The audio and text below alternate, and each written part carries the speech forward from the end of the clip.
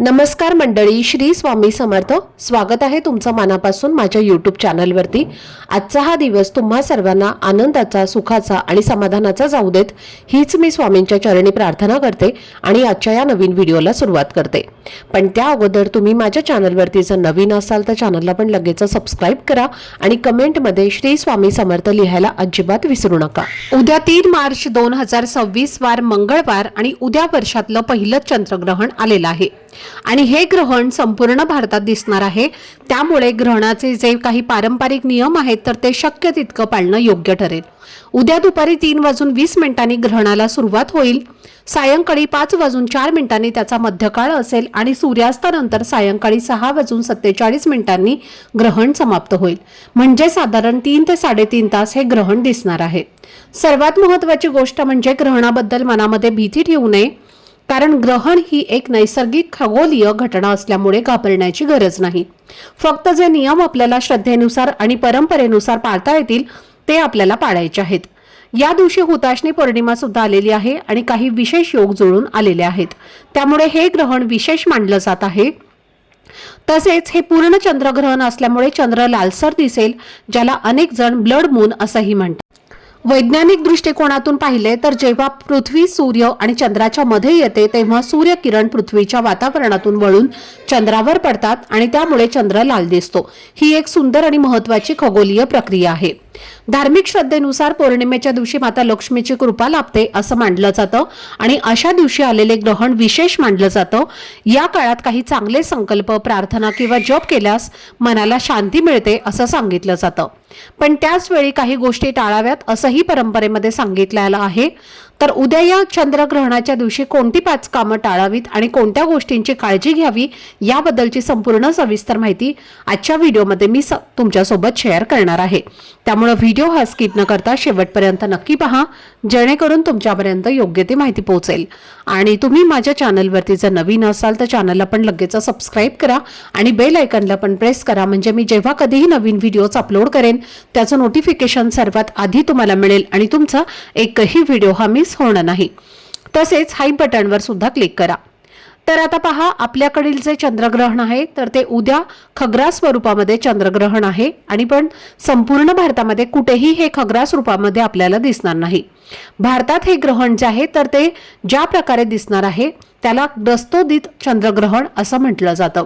म्हणजेच ग्रस्त असताना चंद्राचा उदय झालेला, चंद्रोदय होत असताना ग्रहण लागलेलं असणार आहे. आणि हे ग्रहण आपल्याला डोळ्यांनी पाहायचं नाही. या काळामध्ये आपल्याला अजिबात घाबरून जायचं नाही. कोणतीही भीती मनामध्ये न ठेवता आपल्याला फक्त देवांची जास्तीत जास्त उपासना, सेवा, नामस्मरण जे आहे तर ते करायचं आहे. कोणते जे काही मंत्र, स्तोत्र तुम्हाला येतात तर त्याचं तुम्हाला पठण करायचं आहे. ग्रहणाच्या काळामध्ये ज्या प्रकारे आपण देव उजळून आणत असतो तर पहा, तसंच तुम्ही मंत्राचं पठण केलं तर ते उजळून निघत असतात. अनेक पटीने आपल्याला याचं जे काही पुण्यफळ आहे तर ते मिळत असतं. ग्रहणाच्या काळामध्ये आपण ज्या पण मंत्राचं पठण करतो, जप करतो ते खूप जास्त प्रभावी ठरत असतात आणि म्हणून तुम्ही या ग्रहणाच्या काळामध्ये श्री स्वामी समर्थ या मंत्राचा जास्तीत जास्त जप करू शकता. किंवा तुम्हाला इतर जो कोणता मंत्र येतो तर त्या मंत्राचं तुम्ही पठण केलं तरीही चालेल. आता उद्या मंगळवारी पहाटे 3 मार्चला सूर्योदयापासून ते मोक्षापर्यंत, म्हणजे सूर्योदयापासून ते सायंकाळी 6:47 आपल्याला ग्रहणाचे वेध जे आहेत तर ते पाळायचे आहेत. लहान मुलं, गर्भवती महिला, वृद्ध व्यक्ती, आजारी व्यक्ती, लहान मुलं यांनी रविवारी सकाळी 11 वाजल्यापासून ते मोक्षापर्यंत वेध पाळायचे आहेत. आता या वेद काळामध्ये तुम्ही स्नान करू शकता, देवपूजा करू शकता, मंत्राचा जप देखील तुम्ही करू शकता. नित्यकर्म जे आहे तर ते सुद्धा तुम्ही करू शकता. तसेच मलमूत्र विसर्जन, ज्या काही आपल्या नैसर्गिक क्रिया असतील तर त्या सुद्धा आपण या ग्रहणाच्या काळामध्ये करू शकतो. आता ग्रहणाच्या काळामध्ये कोणत्या गोष्टी करू नये तर पहा, वेध लागल्यापासून ते ग्रहण मोक्षापर्यंत भोजन करू नये, म्हणजेच अन्न पदार्थ जे आहेत तर ते खाऊ नये. आणि म्हणून ज्या स्त्रिया गर्भवती आहेत किंवा लहान मुलं आहेत किंवा अशक्त व्यक्ती आहेत त्यांनी सकाळी 11 वाजण्यापूर्वी जेवण करून घ्यायचं आहे. शक्यतो 11 नंतर काहीही तुम्ही खाऊ नका, पण जर घरामध्ये लहान मुलं असतील तर त्यांना सतत खायला लागतं. त्यामुळे तुम्ही अशा वेळी काय करायचं आहे तर सकाळी 11 वाजण्याच्या आधीच तुम्हाला तुळशीची पानं जी आहेत तर ती अन्न पदार्थामध्ये टाकून ठेवायचे आहेत. पिण्याच्या पाण्यामध्ये सुद्धा तुम्हाला तुळशीपत्र टाकायचं आहे. जे काही पदार्थ तुम्ही खाणार आहे तर त्यामध्ये सुद्धा तुम्हाला तुळशीपत्र जे आहे तर ते टाकून ठेवायचं आहे. गर्भवती महिलांनी या चंद्रग्रहणाच्या दिवशी सकाळी 11 वाजल्यानंतर विशेष लक्ष द्यायचं आहे. चंद्राची किरणं तिच्या गर्भावर पडू नयेत, अन्यथा या चंद्रग्रहणाचा दुष्परिणाम जो आहे तर तो आपल्या गर्भवती बाळावरती होऊ शकतो. जर तुम्ही महिला असाल आणि चंद्रग्रहणाच्या दिवशी चुकूनही तेलाने मालिश करू नका. डोक्याला सुद्धा तेल लावायचं नाही, अन्यथा आपल्या कुंडलीतील चंद्राची स्थिती जी आहे तर ती कमजोर होऊ शकते आणि तुम्हाला नवग्रहाची पीडा जी आहे तर ती सुद्धा लागू शकते. दुसरी सगळ्यात महत्त्वाची गोष्ट म्हणजे या दिवशी तुळशीला चुकूनही पाणी अर्पण करू नका. तुळशीला स्पर्श सुद्धा करू नका, अन्यथा तुम्हाला अनेक दोषांचा सामना देखील करावा लागू शकतो. जसं की शनी दोष, राहू दोष, केतू दोष, मंगल दोष यासारखे जे काही दोष आहेत तर ते तुमच्या कुटुंबाला किंवा तुम्हाला लागू शकतात. त्यामुळे तुम्हाला तुळशीला जल अर्पण करायचं नाही. जी काही तुळशीची पानं तुम्हाला उद्या लागणार आहेत तर ती आजच तुम्हाला तोडून ठेवायची आहेत किंवा खाली गळून पडलेली पानं असतील तर ती सुद्धा तुम्ही वापरू शकता. या ग्रहणाच्या काळामध्ये गर्भवती स्त्रियांनी जास्तीत जास्त देवांचं नामस्मरण करायचं आहे. मंत्र जप जो आहे तर तो करायचा आहे. आता ज्या गर्भवती स्त्री आहेत तर खूप अवघड परिस्थितीमध्ये आहेत किंवा जे आजारी जास्त व्यक्ती आहेत किंवा आजारी मुलं आहेत त्यांच्यासाठी ग्रहणाचे कोणतेही नियम जे आहेत तर ते लागू होत नाहीत. त्यांना कोणतेही प्रकारचे नियम पाळण्याची गरज नाही. शक्यतो या ग्रहणाच्या काळामध्ये गर्भवती स्त्रियांनी कुठेही बाहेर फिरू नये, कोणत्याही वस्तू कापू नये, चिरू नये किंवा कोणत्याही वस्तू म्हणजे जसं की पीठ मळू नये किंवा काही वस्तू मोडू नयेत. आपल्या केसांची वेणी सुद्धा या काळामध्ये घालू नये. आपल्या हातापायाची बोटं मोडू नये किंवा बऱ्याच जणांना सवय असते की बसल्या बसल्या आपलं अंग जे आहे तर ते सुद्धा आपण मोडत असतो. आपल्या शरीराची आपण हाडे मोडत असतो. तर असं कुठल्याही प्रकारचं कृत्य तुम्हाला करायचं नाही. यानंतर सायंकाळी ग्रहण सुटल्यानंतर स्वच्छ स्नान करायचं आहे आणि यानंतर जी काही तुमची नित्यकामं आहेत तर ती तुम्ही करू शकता. तसेच या ग्रहणाच्या दिवशी आपल्याला सूतक काळापासून ते ग्रहण संपेपर्यंत कोणत्याही पैशांचे व्यवहार जे आहेत तर ते सुद्धा करायचं नाहीत. म्हणजे पैसे घेणं किंवा पैसे उधार देणं यासारख्या गोष्टी सुद्धा तुम्हाला करायच्या नाहीत. नाहीतर त्याचा थेट परिणाम जो आहे तर तो आपल्या आर्थिक परिस्थितीवरती होत असतो.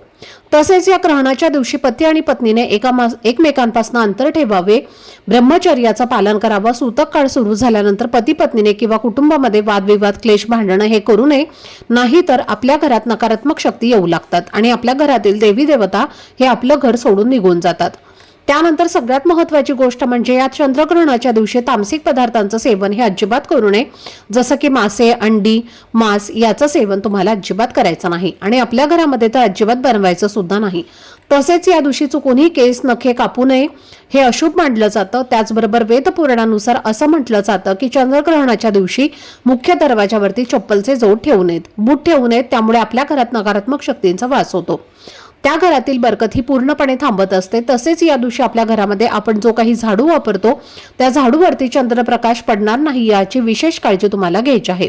कारण झाडू ही आपली लक्ष्मी असते आणि चंद्रग्रहणाची जी काही किरणं असतात तर ती विषाणू असतात आणि ही एक नकारात्मकता मानली जाते आणि आपल्या लक्ष्मीवरती कोणतीही नकारात्मकता येऊ नये म्हणून तुम्हाला झाडूवरती कुठलाही चंद्राचा प्रकाश पडणार नाही अशा पद्धतीने हा झाडू ठेवायचा आहे.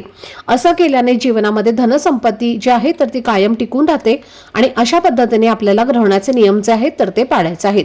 ही काही कामं आहेत तर ती तुम्हाला आवर्जून टाळायची आहेत. आता सांगायचं झालं तर बरेच जण या ग्रहणाच्या वरती या गोष्टींवरती विश्वास ठेवत नाहीत, पण अंधश्रद्धा पसरवणे हा माझा हेतू नाही आणि म्हणून ग्रहण पाळायचं की नाही पाळायचं ज्याचा त्याचा हा वैयक्तिक प्रश्न आहे. त्यामुळे आपल्या श्रद्धेनुसार आणि आपल्या निष्ठेनुसार जे काही आहे तर ते तुम्ही करू शकता. तर ही अत्यंत महत्त्वाची माहिती मला तुमच्यासोबत शेअर करायची होती. आजचा हा व्हिडिओ जर तुम्हाला आवडला असेल, माहितीपूर्ण वाटला असेल तर व्हिडिओला लाईक, शेअर आणि चॅनलला सबस्क्राईब नक्की करा. भेटूयात पुढच्या व्हिडिओमध्ये. तोपर्यंत सर्वांना श्री स्वामी समर्थ.